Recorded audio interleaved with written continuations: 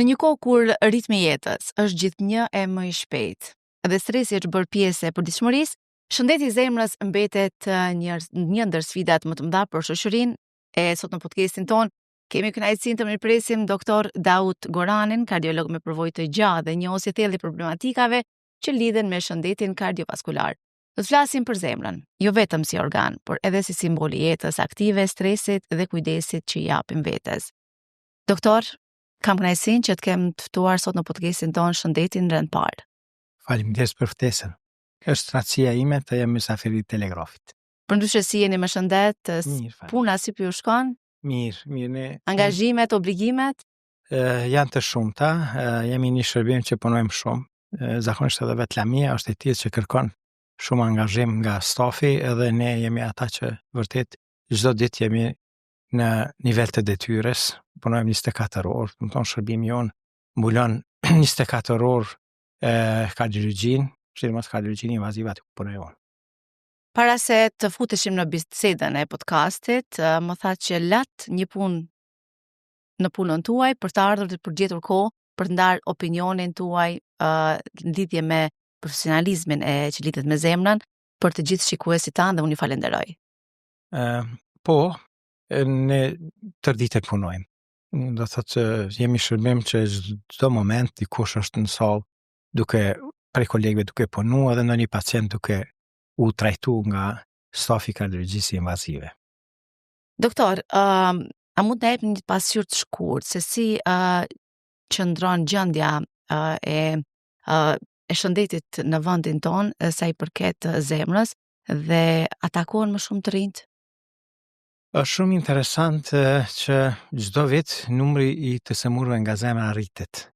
Shpesh e kërkojmë shkaktarin, edhe kur e krahasoj me 20 vite më parë, kur kemi qenë një staf shumë më i vogël se tani, domethënë 4 fish më pak, edhe ka patur punë mjaft, mirë po megjithatë disi kemi menaxhu po sot, ku teknologjia është shumë më avancuar se atëherë, edhe numri i kolegëve është shumë më i madh, performanca është shumë e avancuar, numri po shtohet. Pse po ndodh kjo, doktor? Pse po ndodh? Janë faktorë të rrezikut. Do të thotë faktorë të rrezikut gjithmonë duhet të numërojmë faktorë të rrezikut. Kur do të thotë merremi me ndonjë problematikë shëndetësore, atëherë ta shohim konkretisht të smundjet e zemrës cilat janë ato. Në radhë të parë është stresi. Stresi çdo ditë është më i pranishëm te popullata, jeta aktive, hiperdinamike, është do thotë kjo, obligimet e shumta, krizat ekonomike e tjera. Në anën tjetër është konsumi i duhanit. Duhani është shumë i pranishëm te popullsia, fatkeqësisht do thotë një numër i madh i njerëzve konsumojnë duhan, vende pa vend, kohë pa kohë, edhe kjo është natyrisht që shkakton pasojat e veta në arteret koronare. Pastaj është smundja e diabetit. Diabeti është një prej faktorëve të mëdhenj të rrezikut, me të gjitha ato komplikimet përcjellëse. Dhe një prej tyre është, mund të themi, më e rëndësishme është në arteret koronare. Diabeti është në rritje po ashtu edhe për shkak të mënyrës së ushqimit. Do të thotë ushqimi shumë kalorik me shumë hidrate të karbonit, edhe ngritja e standardit ka ndikuar natyrisht edhe në cilësinë e ushqimit, edhe abuzimi me sheqerna, do të thotë. Pastaj kemi ngritjen e nivelit të yndyrnave në gjak. Niveli i yndyrnave në gjak është një prej faktorëve shumë të rëndësishëm të rrezikut për smundjet e arterëve koronare. Për arsye se vjen deri te sedimentimi i yndyrës në arteret koronare, zhvillimi i pllakave ateromatoze, pastaj qarja aty në pllakave dhe mbyllja e arterëve koronare. Hipertensioni është po ashtu një prej faktorëve, gjenetika. Nëse i përmbledhim të gjitha këto, mund të them se faktori gjenetik nështë është faktori më i rëndësishëm, që ne e kemi neglizhuar, e kemi nënvlerësuar deri tani, mi po del që faktori gjenetik është faktori kryesor. Shpeshherë me qenë se punojmë në sallën e kateterizimit dhe çdo ditë bëjmë koronarografi të arterëve koronare, shohim se pacienti i ka ndoshta të gjitha faktorët e rrezikut, por nuk ka genetik, do thotë genetika nuk flet për smundje në familje për smundje të arterëve koronare, dhe pacienti çuditërisht arteret janë mirë. Ndërsa në disa raste kemi mungesën e të gjitha faktorëve të rrezikut përveç gjenetikës, ndërsa në anamnezën familjare pacienti tregon se ka shumë anëtar të familjes me probleme kardiake, do thotë dalin ndryshime drastike, ndryshime shumë signifikante në arteret koronare, vetëm për shkak të faktorit gjenetik. Do thotë prania e faktorit gjenetik edhe pa faktor tjerë të rrezikut, pa duhanpirje, pa diabet, pa obezitet e tjera.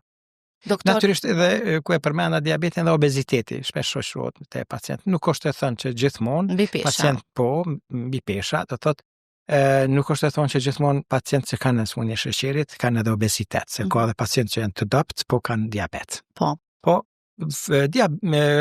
Personat me obezitet, do thotë me mbi peshë, shpesh kanë edhe probleme të arterëve koronare.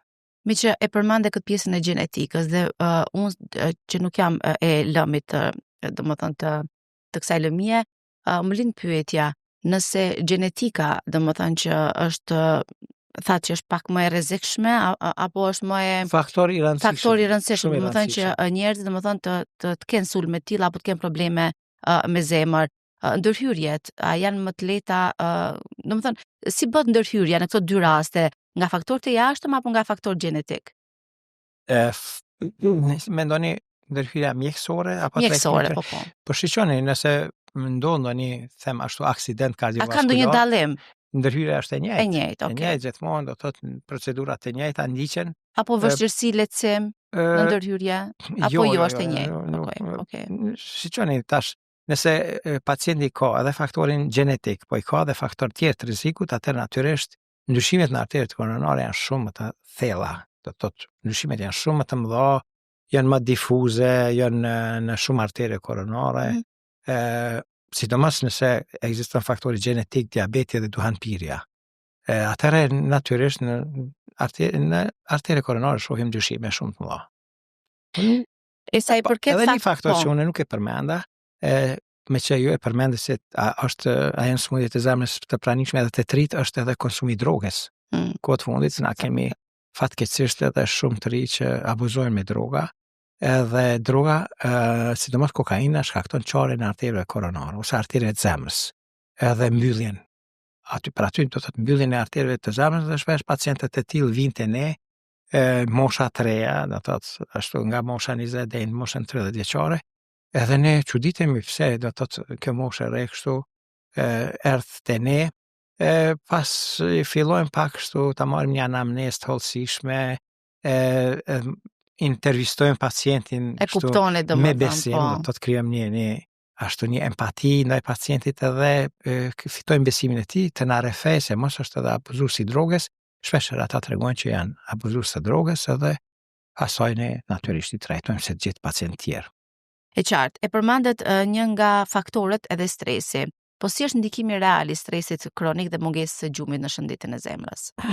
Kjo bart në vete hiperprodhimin e kortizolit. Do thotë stresi shkakton prodhimin e tepruar të kortizolit, dhe kortizoli është, do thotë, një hormon i cili shkakton pastaj në mënyrë kështu zinxhirore aktivizimin e hormoneve tjera në organizëm apo qelizave, dhe natyrisht edhe vjen deri te aksidentet kardiovaskulare. Përmend ndonjëherë hiperkortizolemia mund të jetë edhe problemi i lindur. Këtë kam has në vitin si vjet ka qenë një fëmijë 15 vjeçar. Edhe pediatri më luti t'ja bëj një koronografi. Pasi e bëra koronografin, u tmerrova kur pash se të 3 arteret koronare të një djalosh 15 vjeçar ishin të ngushtuara. Edhe ato në mënyrë signifikante, vetëm se pacientin ishte shumë i ri, nuk kishte duhanpirës, nuk kishte obezitet, nuk kishte asnjë faktor tjetër të rrezikut, po kishte hiperkortizolemi. Niveli i kortizolit ishte shumë i lartë. Kjo është e lindur, domethënë problem gjenetik, mirë po te stresi ne kemi zakonisht lirimin një sasi të madhe të kortizolit. Zakonisht edhe ajo do thotë në mënyrë zinxhirore pastaj shkakton edhe ndikimin në qeliza edhe lirimin e adrenalinës, noradrenalinës e tjera, të cilat prodhohen në organizëm, edhe kjo shkakton spazmin e arterëve koronare apo ngushtimin e arterëve të zemrës. Edhe natyrisht problemet iskemik ose Doktor, pamjaftueshmërinë e furnizimit të zemrës me qak. Tek pacientët e rinj, rasti konkret i 15 vjeçarit, cilat ishin simptomat e para që personi në fjalë apo prindi i tij ka vërejtur tek fëmia që ka sjell në siç ne kem kryer vetëm shërbimin e koronarografisë, me të është marrë pediatri.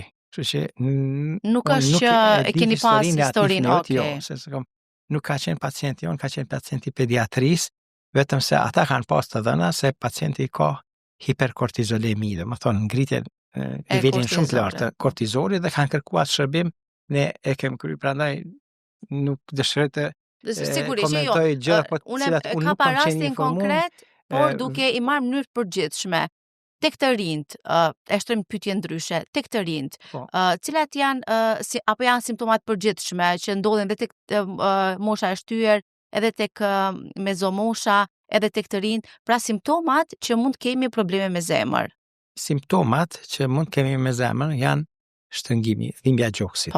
Dhimbja e gjoksit është ajo simptomi i parë i më i rëndësishëm, edhe intensiteti i dhimbjes zakonisht tregon edhe sa është problemi, domethënë sa është i madh problemi me arteret e zemrës. Dhimbja sa më e madhe natyrisht që flet për një artere të madhe signifikante, shumë të rëndësishme në zemër, edhe zakonisht kur bëjmë pastaj intervenime shohim që vërtet ka qenë pyetje një arterie shumë e madhe. Për dhimbjet e vogla natyrisht flasim për ndonjë artere, ndonjë deg apo degës të arterëve të zemrës, dhe sidoqoftë edhe ajo duhet të vlerësohet. Dhimbja është shpesh tipike, do të thotë fillon si shtrëngim në rastin e gjoksit, por ndonjëherë fillon në mënyrë atipike. Edhe mjeku mund të hezitoj ta konsideroj si smundje të zemrës, për arsye se për shembull fillon dhimbjat e nofulla apo dhimbje epigastrike, kështu në kafazin, në këtë pjesën e nën kafazin e krahërorit, po gjithmonë kjo është dëshmi e infarktit të murit të poshtëm ose ngurësimeve signifikante të murit të poshtëm ose arterës djathtë koronare. Zakonisht edhe shpesh herë reflekton sikurse dhimbje e lukthit ose traktit digestiv, tretjes pra, po kur është si rregull bëjmë një EKG, edhe në EKG konstatojmë se është problemi me zemrën, nuk është problemi me lukth ose me izën. Po, pikërisht, sepse shtrëngime të tilla ko pas kohe secili nga ne i përjeton, po mund lidhet edhe me stresi, me sëmundje tjera, por në rastin konkret duhet patjetër që të bëhet një EKG. Që të konstatohet për ndonjë problem të mundshëm. Po të ne u bë si rutinë, do të thotë çdo herë që pacienti vjen me dhimbje të gjoksit, ne bëjmë një EKG dhe marrim analizat laboratorike të gjakut. Do të thotë prej tyre janë indikatorët të cilët tregojnë për një problem me zemër. Tani troponina është një marker që do thotë lirohet nga muskulatura e zemrës në rast të ndonjë aksidenti kardiovaskular, do thotë mbylljen e ndonjë arterie koronare, qeliza fillon të nekrotizon dhe liron, shpërbëhet edhe fillon nga mbrendia qelizës del një marker që i themi troponina. Troponina ne bëjmë niveli i lartë i troponinës është indikatori i hershëm i një infarktit në zemër. E qartë. Po cilat janë gjërat më të rëndësishme që një person i zakonshëm mund të bëjë sot për të parandaluar sëmundjet e zemrës? Janë shumë. Në radhë të parë pacienti çdo njeri duhet të jetë shumë i disiplinuar. Duhet të jetë i disiplinuar së pari në ushqim. Do thotë konsumi i yndyrnave dhe sheqernave, kripes brumit duhet të minimizohen. Mishi po ashtu, mishi kuq duhet të konsumohet më pak, më shumë të konsumohen, të thotë ushqimi mediterranean, do thotë në kupton peshkun, më shumë peshkun dhe frutat detit, mishi i bardhë i pules, pa lëkurë, dhe prodhimet e qumshtit, do thotë të cilat përmbajnë pak yndyrë. Ma pak yndyrë, do thotë jo ato që përmbajnë shumë si kajmaku, djathi, moqëm e tjera që përmbajnë shumë yndyrë. Edhe kryp. Më shumë të konsumohen pemë dhe perime. Pemë të rumbullakta që përmbajnë shumë vitamin C. për të përdorit ullirit, ushqimit të përgatitur me vaj të ullirit, me vaj të ullirit dhe farat e ndryshme, do thot badem, lajthi, ara indiane, fëstëku, të gjitha ato që përbojnë yndyrra të shëndetshme. Duhan pirja, do thot abstenimi nga duhani, të rritë natyrisht kurse si drogat, nuk vinë konsiderim mbi pesha, do thot obeziteti, të redukohet pesha trupore në vlera normale, do thot aqo parashihet, do thot me matjet me indeksin e masës trupore. Janë formulat e caktuara të cilat gjatë masin, do të thotë indeksin e masës trupore në bazë peshës edhe në bazë gjatësisë. Mos të i kalohet, do të thotë pesha ideale trupore, aktiviteti fizik, lëvizja, ecja, do të thotë çdo ditë rekomandohet një ecje apo ushtrime të moderuara, të cilat nuk është të thënë të gjithë jemi atlet, po do të thotë kemi një aktivitet fizik. Gjumi është shumë e rëndësishme gjumi. Gjumi i rregullt. Një prej produkteve kryesore të stresit është edhe gjumi pa rregullt. Një person që nuk flen mirë, nuk do të jetë tërë ditën i qetë, nuk do të jetë i shqetësuar, i lodhur, nuk do të jetë produktiv, ajo krijon pastaj edhe stres në punë, në aktivitetet ditore e tjera.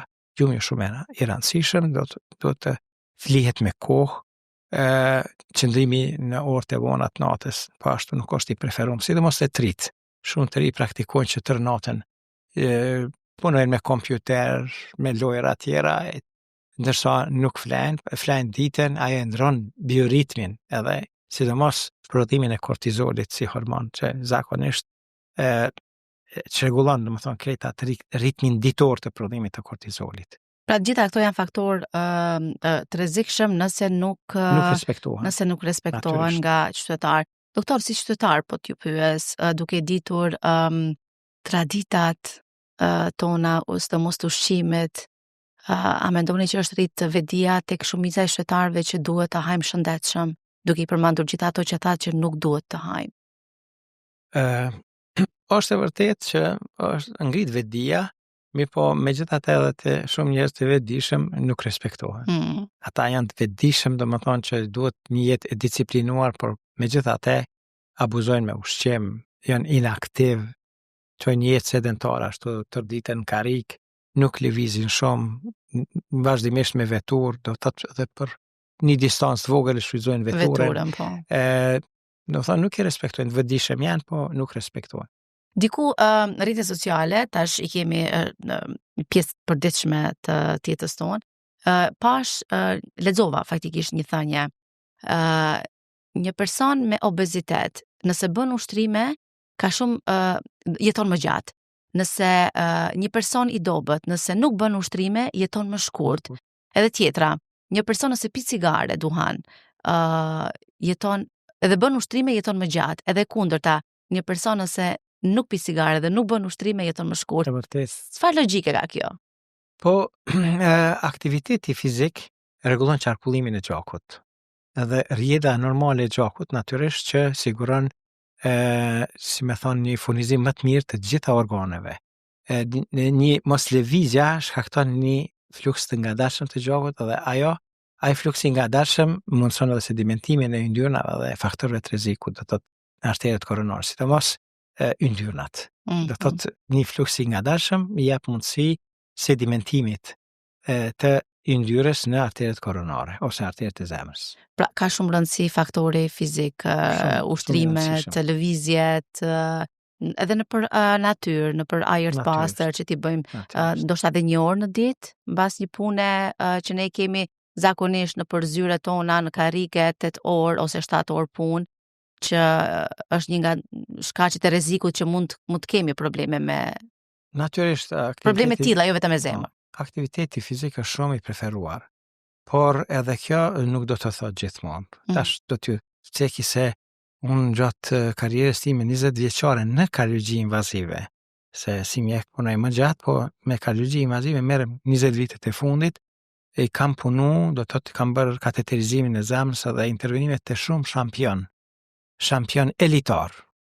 Do thotë sportistë të dalluar, judist, boksier, gjimnast, atlet, të gjitha profileve dhe në mesën e tyre është interesant që shumë për tyre kanë pas probleme kardiake. Dhe thot, ata edhe pse janë marrë me aktivitete fizike, jo në moshën e hershme natyrisht, po pas një kohe janë zhvillu probleme, dhe më thonë, arteret e zemrës.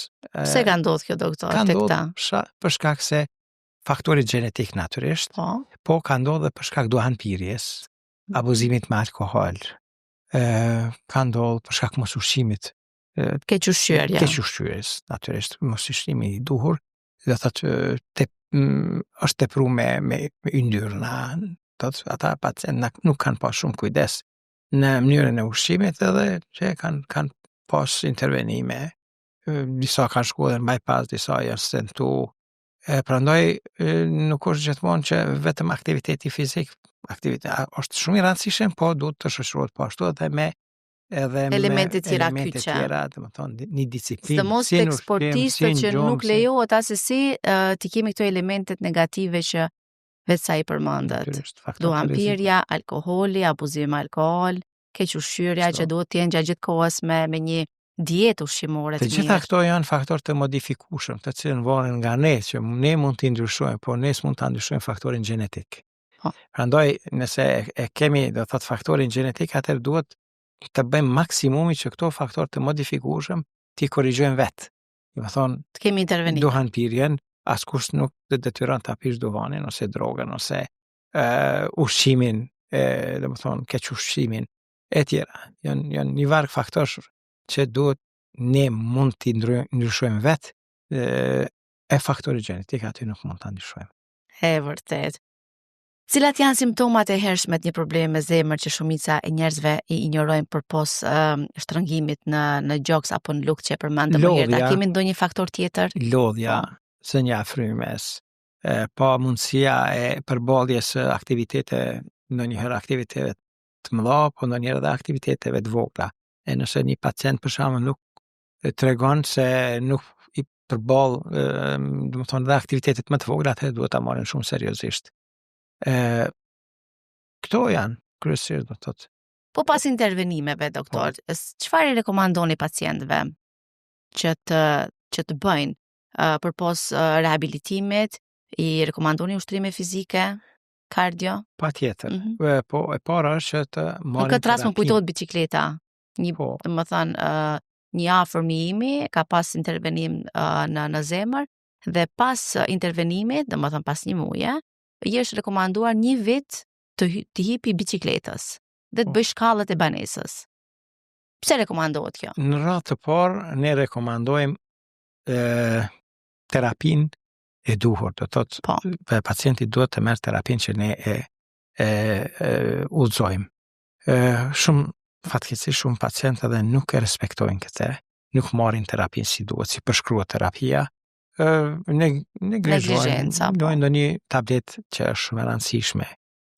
Ne posaçërisht pas intervenimit me stente, përshkruajmë një terapi me antiagregant ose parë që nuk lejojnë agregimin e trombociteve dhe mbylljen e stenteve apo mbylljen e artereve koronare. Japim aspirin, edhe japim një barë tjetër, prasugrel ose klopidogrel ose ticagrelor, edhe pacienti është i obliguar që një vit, zakonisht aspirin duhet për jetë ta përdori, po prasugrel ose klopidogrel duhet një vit. Pas një viti e vlerëson. Po. Edhe një herë e vlerëson mjeku a të vazhdon apo ta ndërpres terapinë. Po. Zakonisht ndërpritet. Mirë, po në raste ku kemi pas intervenim shumë të themi kështu serioz, atëherë mund të vazhdojmë edhe për një periudhë tjetër. Atë gjatë është fjala, edhe 6 muaj tjera. Mënyrën e ushqimit. Mënyrën e ushqimit rekomandojmë pacientin që të ketë kujdes shumë në ushqim, të konsumoj sa më pak kryp, sa më pak brumë, sa më pak sheqer, sa më pak yndyrë. Pastaj aktiviteti fizik. Natyrisht duhet të ecë paku 5 kilometra në ditë. Do thotë nëse ka mundësi më shumë në rregull, varet edhe prej moshës pacientit, edhe prej gjendjes së përgjithshme, edhe të sistemeve tjera, do thotë sistemit lokomotor apo lëvizjes, nyjeve, ka pacient që nuk mund të lëvizë, ato është me probleme reumatike të rënda moshën e shtyrë, ata natyrisht lëvizin më pak. Po ne rekomandojmë për aq sa mundet të aplikojnë, më thonë, aktivitetin fizik. Të kenë kujdes për peshën trupore, të mos shtohet pesha trupore, edhe nëse kanë obezitet ose bipesh, ta ulin peshën trupore. Rekomandojmë të flenë mirë, më thonë, të bëjnë gjumë të rahatshëm, të flenë mirë, edhe të përcjellin nëse pacienti është diabetik, e rekomandojmë që gjithmonë ta përcjell nivelin e sheqerit në gjak, edhe ajo që ka duhet të bëhet është të respektohet euglikemia. Euglikemia është sheqeri në vlerat normale. Gjithmonë preferojmë që mos të kalon vlera ne e përdorim minimal 6.7 millimol per mililitër. Kjo është të rekomandimet tona. Doktor, njëra nga barnat që e përmendët ishte dhe aspirina. Cili është roli i aspirinës në organizmin e njeriut? Dhe pse duhet të konsumohet për jetë? Aspirina apo acetil salicilik nuk lejon agregimin apo ngjitjen e trombociteve apo pllakzave të gjakut, të cilët janë prekursori i formimit të trombeve. Do thotë, pllakzat e gjakut natyrisht në organizëm janë gjithmonë të pranishme dhe ato bëjnë ndaljen e gjakut, nuk lejojnë gjakderdhjen të zhvillohet në një gjakderdhje në trup. Mirë po edhe është niveli saktuar i trombociteve. Nëse kemi trombocitopeni, do thotë mundësia gjakderdhjes është e madhe. Nëse kemi trombocitemi, niveli i trombociteve apo numri i tyre është shumë më i madh, edhe atëherë mundësia për trombozë është më e madhe. Edhe ajo duhet të trajtohet. Por ajo që ka aspirina, roli i aspirinës është në pengimin e agregimit apo ngjitjes së trombociteve dhe formimit i trombeve. Kjo është. Dhe nga cila moshë rekomandohet që të pihet aspirina zakonisht? Zakonisht thuhet nga mosha 40 vjeçare. Po nëse pacienti për shembull, ne kemi patur tash vonë mosh shumë të re, 22 vjeçar me probleme kardiake që është bërë bypass, më thonë është bërë urzimi aortokoronar, ose unë kom pas pacient ndër moshën 30 vjeçare, kom pas moshën 23 vjeçare me infarktin e dytë. Edhe natyrisht ai prej moshës 23 vjeçare do të përdor aspirin. Ose kemi moshë 30, 34, 5. Do të thonë në moshën 40 vjeçare pacient që duhet të marrin aspirin të rjetën. Domethënë ka dhe raste të tilla. Ka shumë si një rregull që pacienti zakonisht preferohet prej moshës 40 të tjerë. Ju vetë doktor, a e konsumoni aspirinë? Konsumoj aspirinë. Doktor, është e vërtetë që te gratë simptomat e infarktit janë ndryshe dhe shpesh nuk njihen me kohë? Mund të ketë aty këtu në një variacion, po kryesisht janë të njëjta. Është vërtet që për shkak të neuropatisë të diabetikët, dhimbja përjetohet pak më ndryshe, ose mund pacientit të ketë infarkt ose probleme kardiake mos ta hetojë atë. Parasysh se zhvillohet një neuropati apo degenerim i fijeve nervore dhe ajo nuk e percepton dhimbjen. Domethënë nuk e përjeton ashtu dhimbje, po ne kur e bëjmë kateterizimin e zemrës e shohim që pacienti ka ose ndryshime serioze ose mbyllje të arterëve, ngushtime serioze ose mbyllje të arterëve koronare apo arterëve të zemrës. Te femrat është një gjë e vërtet që rol të madh luan edhe cikli hormonal. Në menopauzë, do të thotë pasi që ndërpritet ajo periudha frytnuese të femrat, smundjet e zemrës janë deri në momentin e menopauzës janë 2 herë më të rralla se te meshkujt. Ndërsa në periudhën e menopauzës, kur fillon menopauza te femrat, smundjet e zemrës janë 2 herë më të shpeshta se te mashkujt. Kjo është shpjeguar me ndryshimet hormonale, do thotë raporti progesteron e estrogen. Atë ndoshta më mirë shpjegojnë ginekologët çka ndodhe, si ndodhe dhe çfarë si është raporti hormonal, po te smundjet kardiovaskulare është konstatuar që ekziston pra ky dallim mes mashkujve dhe femrave në fazën e menopauzës. Doktor, ashtu siç e përmenda edhe në fillim, ju keni një bagazh shumë të madh në këtë fushë si profesionist. Na tregoni pak ndonjë nga sfidat më të mëdha që ju si profesionist keni kaluar në këtë fushë gjatë tërë viteve tuaja të jetës në këtë profesion. Kjo them të drejtën, unë spontanisht kam ndru specializimin duke fillu nga syri. Specializimi i parë im ka qenë syri, të cilën pas një kohe diku ka fundi i specializimit dhe kam lënë për arsye se jam sfidu nga problemet e pacientëve edhe duke parë se zemra është një organ shumë i rëndësishëm nga i cili vdiset lehtë, atëherë kam fillu të merrem me problemet kardiake dhe kështu pas specializimit po ashtu kam pa që te sëmundjet kardiovaskulare do të zgjidhet problemi. Problemi zgjidhet te intervenimet. Në atë kohë te ne nuk ka patur kushte për intervenimet kardiake, janë kryer disa intervenime shumë të lehta, vendosja e Për cilat viteve po flasim? Po fjala para 20 vitesh. Para 20 vitesh. Edhe unë pata një mundësi me shku në trajnim në Stamboll për kardiologji invazive. Kjo ka qenë 2 vite pasi që jam punsu në qendër klinike universitare edhe pasi shkova atje, ju them të drejtën, shkova në një qendër shumë të avancuar, Spitali Memorial në Stamboll, dhe aty pash se problemi kardiovaskular zgjidhet atëherë kur intervenohet, do thotë. Kot ne mund me tableta e trajtojmë me tableta, shumë herë pacienti nuk shërohet. Fillova me intervenime 20 vite, do thotë merrem me kardiologji invazive, dhe gjatë kësaj periudhe kam patur një numër shumë të madh të intervenimeve, si procedura diagnostike, po ashtu edhe procedura intervente. Mund të jenë diku afër 8.000-9.000 intervenime. Gjatë kësaj periudhe kam pa lloj patologjish, do thotë kam parë probleme të ndryshme në arteret koronare dhe natyrisht me vite zhvillohet edhe performansa, përvoja, fitohet një përvojë shumë e mirë, kom pasur pastaj mundësinë edhe trajnimeve dhe jashtë në qendra tjera, jashtë vendit, në Gjermani, në Çeki, në Itali, në Kroaci, në Hungari, shumë vende, në Austri, edhe natyrisht gjithë ajo përvojë që është fitu nga jashtë jo mundu ta sjell këtu në Kosovë. Pastaj edhe gjatë punës, është një thënie latine, thotë fico faberantum faber, farkatari mësohet me farku ty farku. Edhe natyrisht edhe ne çdo ditë duke punu, jo vetëm unë edhe kolegët e mi kemi kriju një përvojë shumë të mirë për këto vite tani. Kemi zhvilluar një shërbim shumë të mirë në Kosovë, mund të them, thash edhe disa herë kështu në biseda dhe në intervista, që shëndetësia në Kosovë zhvillu më shumë se Kosova. Edhe këtë kemi arrit ne, do thotë me punën tonë të jashtëzakonshme që e bëjmë çdo ditë.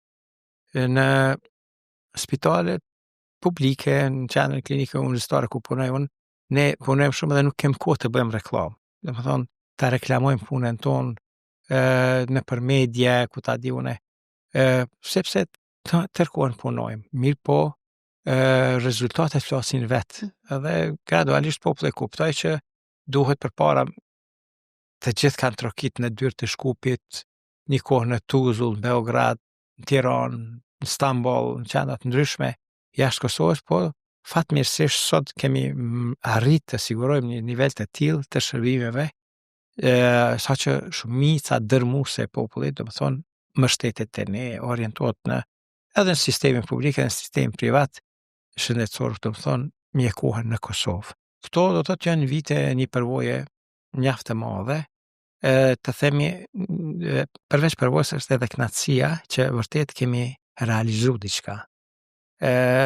Unë them gjithmonë kam thonë, mos kërkojmë pavarësi nëse nuk kemi të pavarur në shëndetësi. Edhe në këtë drejtim unë personalisht kam punu maksimalisht, po edhe e shoh edhe shumë kolegë të mi punojnë, e japin maksimumin në mënyrë që të sigurojmë një shtyllë të fortë të shtetësisë, se pa shëndetësi të pavarur, që mos të marrim nga qendra tjera, nuk meritojmë të jemi shtet. Prandaj me këtë kemi dëshmuar që vërtet meritojmë të jemi shtet, për arsye se kemi arritë të krijojmë një shëndetësi shumë për kushtet tona. Solide. Më vjen shumë mirë, domethënë për këtë që deklaruat që Kosova ka kapacitet të mjaftueshëm për të, domethënë për t'ua realizuar shërbimet qytetarëve për çkado që ka nevojë në Qendrën Klinike Universitare të Kosovës, dhe kjo është një informacion, një deklaratë shumë e mirë për gjithë qytetarët e vendit, edhe për ata që trokasin çdo ditë në dyert e Çikaukës. Doktor, unë i kërkova që të më jepni një rast unik që ju e mbani mend gjatë në historikun tuaj profesional, përpos domethënë asaj që keni kapërcyer nga një specializim i syrit tek kardio, po një rast unik të ndonjë pacient që keni pasur shumë vështirë që ta kryeni intervenimin, nuk e di, për ndonjë arsye të ndryshme, nëse s'keni, që them të drejtën. Sepse e di që keni bagazh shumë të madh. Shpesh herë. Në punën tuaj. Edhe kështu nuk është shumë e rekomanduar që t'i punojmë familjarët tonë. Po unë gjatë karrierës sime kam pasur atë mundësi dhe rast, edhe nuk kam hezitu t'i punoj edhe familjarët e mi. Dhe thotë vllaun, motrën, nënën, dajen, agjen, të gjithë, pothuajse të cilët kanë pas ndonjë kërkesë ose problem kardiovaskular, unë i kam punu vetë. Edhe shpesh edhe kolegët më thojnë ato dridhen duart. Po jo, interesant, unë e ndi veten shumë komod, edhe nuk shqetësohem gjatë intervjues, se bën natyrisht edhe përvojat veten. Janë vite në pyetje, edhe unë nuk shqetësohem fare. Sepse ju ishni si pacient. Po, momentin që vi në sallë e operimit, ju i shikoni si pacient dhe familjarët si pacient, absolutisht, si pacient, nuk e shiqoj si. Doktor, me që ju keni pas shumë pacient, a keni qenë ju ndonjëherë pacienti ndonjë doktore? Po. Si është raporti mjek-mjek? Po, shiqa, raporti mjek-mjek, edhe unë natyrisht jam pacient i kolegëve, edhe zakonisht mbështetem te kolegë që konsideroj se kanë përgatitje shumë të mirë, profesionale. Edhe fatmirësisht ne kemi sot jashtë Kosovës, kemi mjek të jashtëzakonshëm. Do të thonë mjek kosovar në Gjermani është një numër shumë i madh i mjekëve, kemi mjek në Austri, kemi mjek në Zvicër. Unë si student kam jetuar një kohë në Zvicër, do të thotë në vitin 1987 ka qenë vetëm një mjek stomatolog shqiptar. Nga Ulqini tash ka shumë mjek shqiptar, do të thotë të gjitha profileve. Ka në Gjermani me 100 mjek, nuk ka spital gati në Gjermani që nuk ka mjek shqiptar. Jo vetëm mjek, infermier, ka gjitha profile, do thotë është natësi e madhe të shkosh në spitale jashtë Kosovës, sidomos në Gjermani, kom fjallën, ku shef personel shqiptar, një numër shumë i madh i tyre. Edhe zakonisht janë shtyllat atyre spitaleve, janë shumë mjek të përgatitur, të përkushtuar punëtor të jashtëzakonshëm. Disa prej tyre vinë në Kosovë, japin kontributin e tyre, ne shpesh konsultohem me ta, kur kemi ndonjë problem madhor, që lyp konsultim edhe me ekspert, do thotë me përvojë, i konsultojmë kolegët tonë, i thrasim në telefon, me video, incizime, konsultojmë shumë shpesh, bashkëpunojmë me ta, organizojmë konferenca, i ftojmë, edhe ne shkojmë në konferenca që organizojnë ata. Do thotë kemi një jashtëzakonisht bashkëpunim të mirë me kolegët tonë, edhe mund të them personeli shëndetësor kosovar është kriju një mburje për Kosovën, se kudo që shkojmë ne e shohim që jemi shumë më të respektuar se më parë, për arsye se diaspora jon profesionale ka ndiku që edhe imazhi i kosovarëve të ndryshoj anë mbar botës, edhe në Shtetet Bashkuara të Amerikës, në gjitha vende ka. Edhe vërtet trajtohemi si evropian, si një popull i civilizuar, edhe si profesionist njerëz shumë ambicios. Është vërtet të ndihemi shumë të lumtur dhe të kënaqur. Doktor, po si erdhi deri tek vendosja jote që të studiosh për mjeksi, domethënë si student? Cili ishte motivi që shtyri drejt derës së mjekësisë? Ju them të drejtën, nuk kam mendu si fëmijë nuk kam mendu për mjekësi asnjëherë, kam patur talent për arte dhe mirë po kam dashur ta studioj drejtësinë. Po mjekësinë e kam marrë për shkak se babai im ka patur dëshirë ta studioj vetë, po për shkak të probleme politike të atëhershme, si i burgosur politik, nuk e ka pas atë mundësi, atëherë kur koha me vendos për studime, vendosa t'ja plotësoj dëshirën babait tim edhe kështu e mora mjekësinë. Realizuat ëndrrën e babait tuaj. Po, kjo ka qenë dëshira babait tim. A ishte vështirë për ju? Jo, të them të drejtën, kur vendosa me studiu mjekësinë, atëherë me përkushtim të madh dhe sot asnjë profesion tjetër nuk kisha mund ta punoj kështu me kënaqësi, që e punoj për këtë profesion edhe në mjekësi nuk kam pasur dëshirë të bëhem kirurg, po jam shumë i lumtur që jam përcaktuar për kardiologji edhe madje edhe në kardiologji jam përcaktuar për kardiologji invazive. Ato vite dhe këto vite që jetojmë sot. Po. Vështirësitë dhe lehtësitë për një student që studioj mjekësinë. Na e tregoni pak në pika të shkurtra. Ato vështirësi që keni kaluar ju dhe lehtësitë që sot i përjeton një student. Atëherë ka qenë jashtëzakonisht vështirë. Të studiohet për disa, jo për gjithë. Disa kanë pas mbështetje kështu solide, po një numër ka qenë shumë i diskriminuar. Në mesin e fatkeqësisht kam qenë unë. Tregova për shkaqe politike, masaj u mbyll fakulteti i mjekësisë në Prishtinë, jam detyruar me shku në Sarajev dhe kam diplomuar në fakultetin e mjekësisë në Sarajev. Pastaj edhe gjitha specializimet i kam kryer në Sarajev, doktoratën e gjitha shkollat. Kështu. Sot shkollën e kemi në shtëpi. Do thotë ekziston fakulteti i mjekësisë, pastaj janë edhe një varg kolegjesh private ku ka fakultet të stomatologjisë, farmakologjisë, radiologjisë e tjera, biokimi e tjera, do thotë ka mundësi studimore në Kosovë, pak kush ka nevojë të shkoj të studioj jashtë Kosovës, edhe po ajo çka unë kisha pas dëshirë, niveli, cilësia e studimeve me qenë e mirë, e lartë. Nuk është edhe aq dopt, po mendoj që duhet të ngritet akoma më shumë. Cilësia e mësimit tek ne duhet të ngritet se fëmija jonë janë shumë të zellshëm, janë shumë të vyshëm. Dikush mendon... Se thoni doktor këta, më thënë, rinia jonë janë dembela, ndikon nga teknologjia, apo nuk ja kushtojnë shumë rëndësinë mësimet? Gjithmonë duhet të bëjmë krahasimin me vende tjera. Po. Dhe nëse merrni një udhtim kështu jashtë Kosovës, nëpër vendet perëndimore, e shihni që ka një numër të madh të fëmijëve të cilët kanë deviju, do thotë abuzues të drogave, të alkoolit, mos interesim për mësime tjera, sidomos nëse shkoni në Shtetet e Bashkuara të Amerikës, rreth kontenjerëve shihni më shumë njerëz duke ushqyer se sa macat e ne. Do thotë ka shumë pastre, ka shumë njerëz që janë të lënë mbas dore. Natyrisht standardi i tyre ka mundsuar me pas shkolla shumë cilësore, me kushte shumë të mira, edhe përzgjedhja atje bëhet një shumë të sofistikuar. Por edhe fëmija jonë mund të them se janë shumë të zellshëm, shumë të vyshëm, janë punëtor, natyrisht bëhet gjithmonë një selektim, po ata që vazhdojnë apo studiojnë me përkushtim, edhe unë e shoh atë se dalin mjek shumë të mirë, dalin mjek, mësojnë gjuhë të huaja.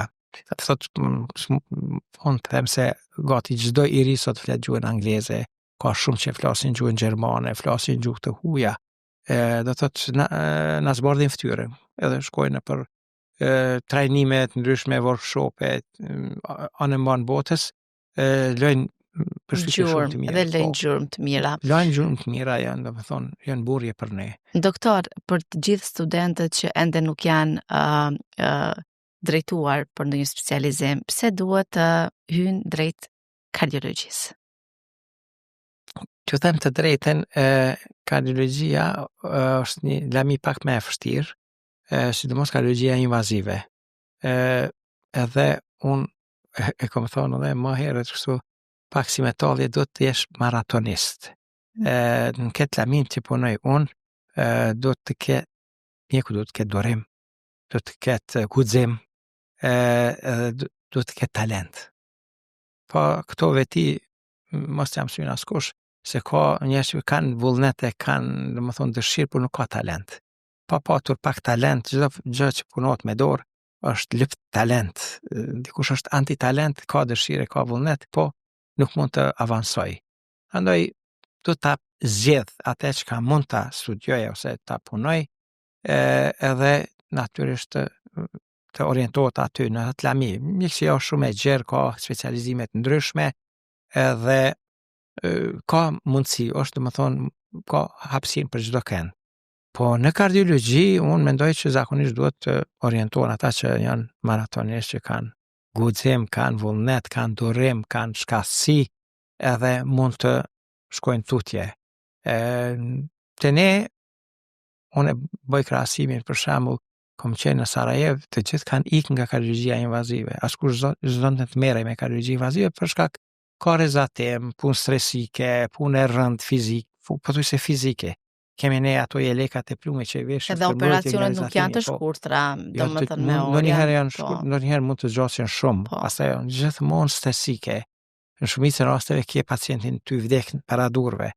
Edhe ikshin gjithë, po këte ne shtyhen për më fut në sallë. Do thotë të gjithë kërkojnë, ofrohen për me punu, do thotë kanë plot vullnet. Kjo më fascinon. Do thotë kuadri jonë është shumë premtues. Do të ketë një perspektivë shumë të mirë. E shohun atë se kolegët e mi do thotë në të ardhmen parashoh një të ardhme të ndritshme për shëndetësinë kosovare. Dikush i shef gjanat me pesimizëm, por unë i shoh në mënyrë shumë optimiste, edhe që them të drejtën kënaqem shumë kur e shoh që do thotë në një të ardhme të afër mund të mbështetemi të kuadrat tona. Faktikisht doktor dhe unë u kënaqa me këtë bisedë që zhvilluam bashkë. Faleminderit. Në podcastin Shëndetin Rëndpar, dhe më vjen shumë mirë që kemi doktor jo vetëm profesionist, por edhe me fjalë shumë pozitive për gjithë ata që duan t'ja mësyn këtij drejtimi, por edhe të kemi një jetë sa më të shëndetshme. Faleminderit. Në mënyrë që mos hym në sallën e operacionit dhe të kemi ndërhyrje, vlen shumë që jeta të kujdesemi për trupin dhe shëndetin tonë. Faleminderit se unë kam një porositë për masën popullore që të ketë besim të mjekët kosovar, të gjithmonë nëse kanë një problem shëndetësor të orientohen së pari në shtëpinë e vet, pastaj të lypin zgjidhje jashtë nëse nuk zgjidhet këto problemi. Jemi duke u angazhu maksimalisht, edhe ne, edhe vetë shteti, që të krijon kushtet që të gjitha shërbimet të mundsohen këtu në Kosovë. Është arritur një sukses jashtëzakonshëm, mund pres që çdo ditë me hapa galopja, ashtu mund them, që të zhvillohet shëndetësia në Kosovë dhe sidomos në kardiologji jemi duke bërë përpjekje që të sjellim edhe procedurat më të sofistikuara. Të ndëlidhe me këtë, përveç intervenimeve në arteriet koronare, ne unë kam filluar një program të trajtimit të defekteve të septumit interarterial ose mes dy parabarkusheve. Intervenime që përpara janë shku jashtë vendit, janë trajtu me rrugë operatore, me hapje të kafazit kraharorit, mbyllin aty në defekte poset, ne i mbyllin vetë. Unë kam me kolegi kam mbyllin 25 defekte të septumit interarterial që janë shumë të kushtueshme dhe kem kursy buxhetin e Kosovës jashtëzakonisht shumë. Me këtë procedurë, do të një procedurë e re, një procedurë shumë e sofistikume, e cila deri dje ka qenë ëndër për ne, po sot është realitet. Sot kryhet se ne.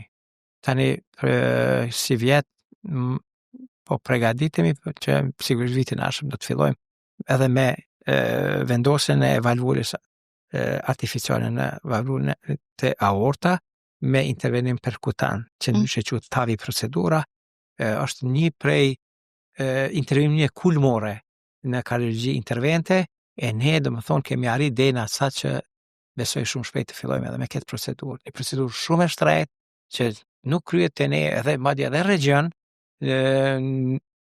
nuk kryhen, domethënë nga ekspertët lokal, po duhet të vinë ekspertë nga vende perëndimore të kryejnë këto procedura.